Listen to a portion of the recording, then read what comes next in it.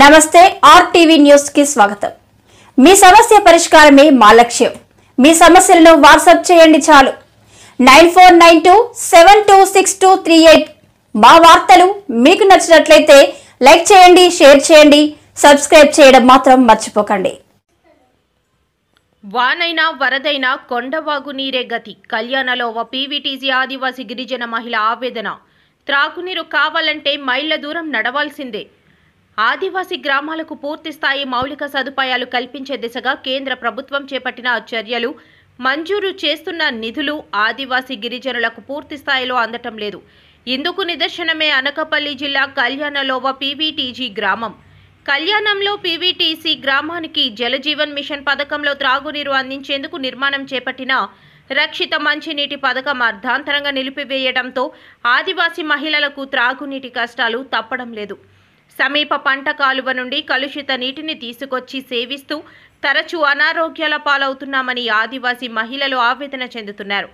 తమ త్రాగునీటి కష్టాలు తీర్చాలని డిమాండ్ చేస్తూ గొడుగులతో వినూత్నంగా నిరసన తెలిపారు। మోంతా తుఫాన్ కారణంగా హోరున వర్షం కురుస్తుండటంతో కిలోమీటర్ దూరం కాలినడకన పంట కాలువ వద్ద నుండి నీటిని మోసుకొస్తుంది నిరసన తెలిపారు। స్పందన కార్యక్రమంలో ఫిర్యాదు చేసిన ఫలితం లేకపోయిందని, ఇప్పటికైనా జిల్లా కలెక్టర్ స్పందించి తమ త్రాగునీటి సమస్యను పరిష్కరించాలని పీవీటీజే మహిళలు గెమ్మల సునీత, బంగారమ్మ, సిపిఎం జిల్లా కార్యవర్గ సభ్యుడు గోవిందరావు, పలువురు గిరిజన సంఘం నాయకులు ప్రభుత్వాన్ని డిమాండ్ చేశారు। మేము నీళ్ళకి వెళ్ళాలంటే 1/2 కిలోమీటర్ వెళ్ళాలి, చాలా దూరం అయిపోతుంది, నీళ్ళకి భలే కరువు అయిపోతుంది। బోరు కానీ కొలాయి కానీ ఇప్పించండి। నీళ్ళకి వెళ్ళేటప్పుడు గుడుగు లేకపోతే బోరుకి వెళ్ళలేకపోతున్నాం। సార్ మాకు మంచినీళ్ళు ఇవ్వాలి, మాకు మంచినీళ్ళు కావాలి కోరుతున్నాం మేము।